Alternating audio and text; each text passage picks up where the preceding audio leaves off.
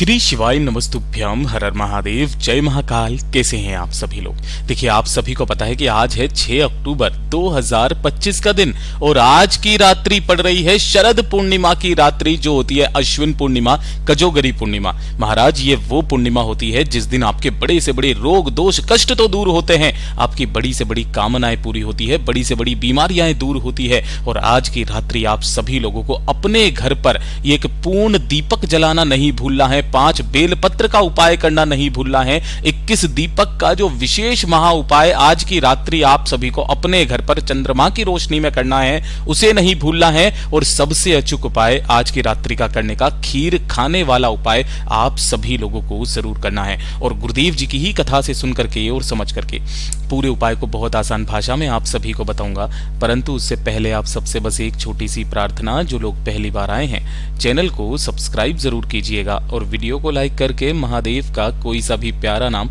Comment box में लिखना बिल्कुल भी मत भूलिएगा। इस पूरे वीडियो में हम ये 4 महा उपायों के बारे में बात करेंगे जो कि आपकी अलग अलग कामना पूर्ति के लिए सिद्ध होंगे, तो ध्यान से सुनना समझना। लेकिन उससे पहले आप सभी लोगों को बता दूं कि ये जितने भी उपाय आप करेंगे, आज के दिन भद्रा का भी जो काल हो रहा है वो भी पूर्णिमा के साथ ही शुरू हो रहा है। भद्रा काल जो लग रही है वो भी दिन में 12:24 से स्टार्ट हो रही है, जिस समय से पूर्णिमा स्टार्ट हो रही है, और कितनी बजे तक है, रात्रि के 10:53 तक रहने वाली है। तो जो भी आप रात्रि को उपाय करेंगे ना चंद्रमा की रोशनी वाला, जो मैं आपको बताने वाला हूं, यह आपको इस भद्रा काल के समय के बाद में करना है। इस चीज का विशेष करके ध्यान रखना, ठीक है। सबसे पहले बात करते हैं हमारे पहले वाले उपाय की।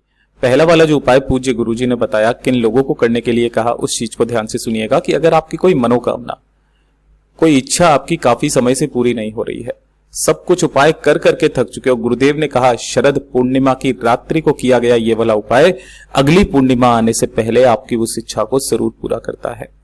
इसके लिए आपको चाहिए क्या, वो चीज ध्यान से सुनिएगा। उपाय करने का सबसे खास और नियम ही अलग है इसका, उसी तरीके से आपको करना होगा।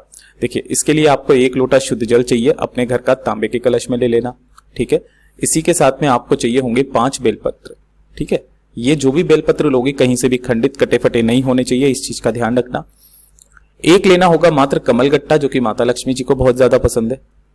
अब जब भी आप इस उपाय को करने जाएंगे ना, तो वहां पर पहुंच करके, मतलब आपको शिवलिंग पे पास में जाना है, शिवलिंग के पीछे की तरफ में उत्तर दिशा की तरफ मुख करके आपको बैठ जाना है। जो कलश आपने लिया है उस कलश को आपको अपने सम्मुख में रखना है, ठीक है। इसमें आपको अपनी कामना कह करके 1 कमलगट्टा डाल देना है माता लक्ष्मी जी का ध्यान करते हुए, और उसके बाद में जो 5 बेलपत्र आपने लिए हैं, उन 5 बेलपत्र में से 4 बेलपत्र इस कलश के अंदर डालने हैं। कितने डालने हैं? 4। जो 1 बेलपत्र बचा हुआ है ना, उस 1 बेलपत्र को आपको अपने दाहिने हाथ की हथेली पर रखना है, डंडी अपनी तरफ रहे, बीच वाली पत्ती का मुख जो है वो बीच वाली उंगली पर रहे। इस तरीके से रखना। अपना नाम और अपना गोत्र बोलना, नाम और गोत्र बोल करके इस बेलपत्र को भी आपको इसी वाले कलश के अंदर डाल देना है। यानी कि आपको 5 बेलपत्री इसी कलश के अंदर ही डालनी है और 1 कमलगट्टा इसके अंदर डालना है।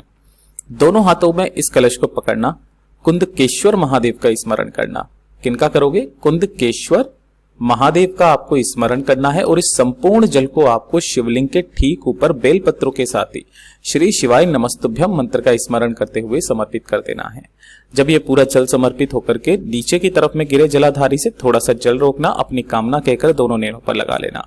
पूज्य गुरुजी ने कहा कि शरद पूर्णिमा के दिन शाम को 4:30 बजे से लेकर के 6:30 बजे के बीच में जो व्यक्ति इस उपाय को कर लेता है, उसकी कामना अगली पूर्णिमा आने से पहले जरूर पूरी होती है।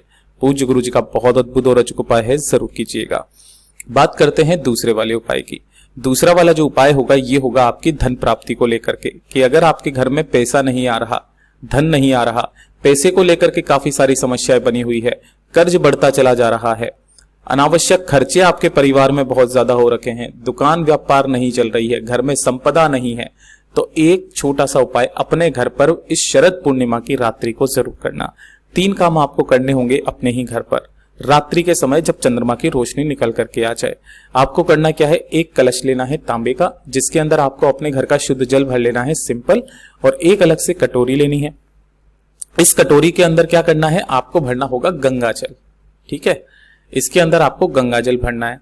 अब अगर आपके घर में कहीं पर भी एक छोटी सी लक्ष्मी जी की मूर्ति हो या छोटी सी जैसे चांदी की दीपावली का पूजन करते हो वहां पर आपके सबके घर में होगा। अगर बाय द वे नहीं है तो कोई चांदी का सिक्का होगा, तो या तो लक्ष्मी जी की मूर्ति या चांदी का सिक्का, आपको दोनों में से एक चीज लेना है और इसी वाली कटोरी के अंदर आपको यहां पर रख देना है। इस कटोरी को उठाना और इसी वाले कलश के मुख पर आपको इस तरीके से रख देना है। ठीक है, कटोरी को यहां पर रख देना। तो पहला तो काम ये हो गया। दूसरा काम जो आपको करना है, आपको इस तरीके से 31 दीपक लेने हैं। कितने? 31 दीपक। ठीक है, ये सभी जो दीपक यहां पर तो हमने इसके बताए हैं, आपको मिट्टी के दीपक लेने हैं। ठीक है, मिट्टी के 31 दीपक लेना। सभी के अंदर आपको भरना होगा घी। ठीक है, चाहे आप थोड़ा थोड़ा सा डालो, और सभी के अंदर जो बाती लगेगी वो लगेगी लंबी बाती। ठीक है, इस तरीके से सभी के अंदर आपको लंबी बाती लगा देनी है। ठीक है, धन प्राप्ति के लिए, माता लक्ष्मी जी के लिए लंबी बाती इस तरीके से लगा देना। साथ ही साथ आपको चाहिए होंगे 31 कमल गट्टे, है ना, जो कि माता लक्ष्मी जी को बहुत ज्यादा पसंद है। एक एक कमल गट्टा आपको प्रत्येक दीपक में भी डाल देना है। ठीक है, ये हो गया दूसरा काम, आपको 31 दीपक तैयार करने हैं। उसके बाद में आपको अपने घर पर बनानी होगी थोड़ी सी खीर भोग के लिए। ठीक है, थोड़ी सी खीर बनाना, ज्यादा नहीं, और लेने होंगे 5 पान के पत्ते। इन 5 पान के पत्तों पर आपको थोड़ी थोड़ी सी यहां पर खीर रख देनी है। तो जो आपने यहां पर 5 पान के पत्ते लिए हैं, इन्हें किसी भी एक प्लेट के अंदर सजा करके रख देना, जिसके ऊपर आपके खीर रखी हुई रहेगी कुछ इस तरीके से। तो ये तो हो गया भोग। दूसरा 31 दीपक हो गए, तीसरा कलश हो गया। जब चंद्रमा की रोशनी निकल करके आएगी तो आपके घर में जिस जगह चंद्रमा की रोशनी निकल करके आए वहीं पर आपको माता लक्ष्मी जी की मूर्ति को या फिर तस्वीर को सामने रखना है। एक जो कलश लिया है उस कलश को यहीं पर रखना, जिसके ऊपर आपने कटोरी रखी हुई है। 31 दीपक अभी आपको जलाने नहीं है, यहीं का यहीं आपको रख देना है। और साथ ही साथ जो प्लेट ली थी जिसके अंदर पान के पत्ते रखे हुए हैं खीरों के साथ में, उन्हें आपको यहां पर रख देना है।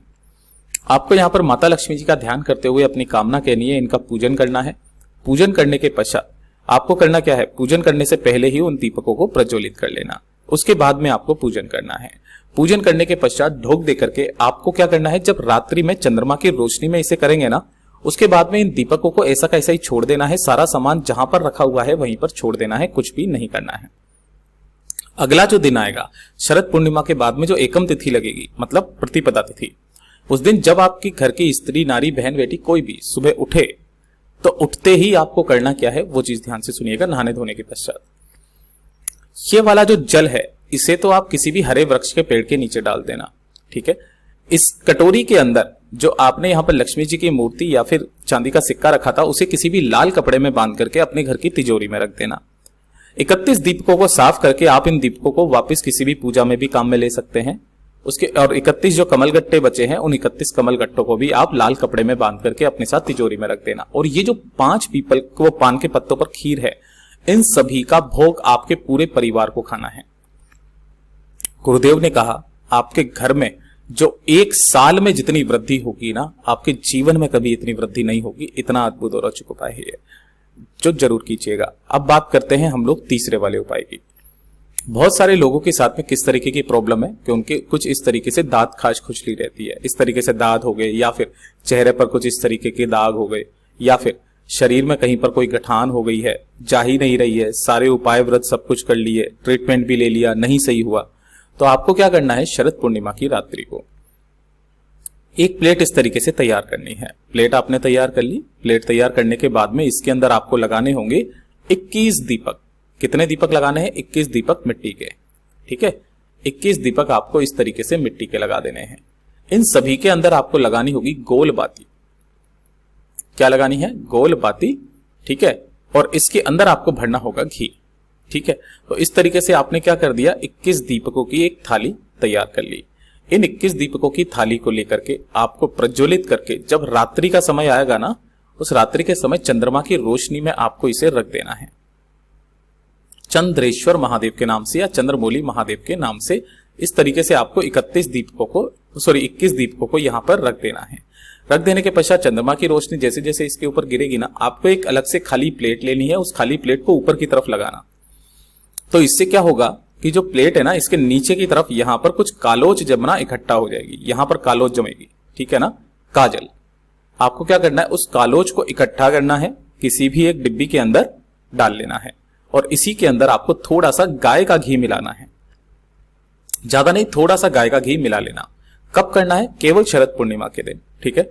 अब जब भी जिस भी व्यक्ति के साथ में ये गांठ की समस्या है या फिर इस तरीके से चेहरे पर दाग धब्बे हैं, दांत खाज खुजली है ना, तो नहाने से आधे घंटे पहले, कब? नहाने से आधे घंटे पहले, यहां पर लिख देता हूं, नहाने के आधे घंटे पहले आपको इस स्थान पर उस कालोज को लगा देना है और उसके बाद में अवधूतेश्वर महादेव का स्मरण करके आपको स्नान कर लेना है।